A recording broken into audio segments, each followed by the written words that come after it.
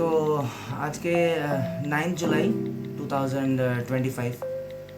তো একটা ভিডিওটা করার একটা মোটিভ সেটাই যে আজকে বিভিন্ন ধরনের মাধ্যম দ্বারা তিনজন গার্ডিয়ানস বা প্যারেন্টস আমাদের ফ্যাসিলিটি উত্তরণ ফাউন্ডেশন ইন্দ্রনগর আগরতলায় আসেন এবং ওদের সন্তানদের রেস্কিউ করার জন্য আমাদেরকে ইনফরমেশন দেন।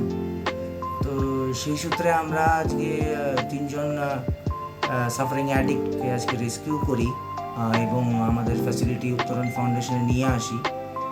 মোটিভ একটাই, যেটা সবসময় বলে থাকি আমরা, যে ওদেরকে আমরা একটা সুস্থ এবং স্বাভাবিক জীবনে ফিরিয়ে দেব। তো আমাদের ভলেন্টিয়ার্স উত্তরণ ফাউন্ডেশনের এবং আমি আমাদের পক্ষ থেকে আমরা গার্জিয়ানদেরকে সেই কমিটমেন্টটা দিই কি ওরা যেন সুস্থ এবং স্বাভাবিক জীবনে ফিরে যায় এবং তাদের থেকে আমরা সাপোর্ট চাই এবং ওরা আমাদের উপরে বিশ্বাস এবং ভরসা রাখেন। তো আমরাও যেন ওদের উপরে বিশ্বাস ভরসা রেখে আমাদের প্রচেষ্টার মাধ্যমে ওদেরকে প্রথম নেশা থেকে দূরে রাখতে পারি এবং সুস্থ স্বাভাবিক জীবনে ফিরিয়ে দিতে পারি।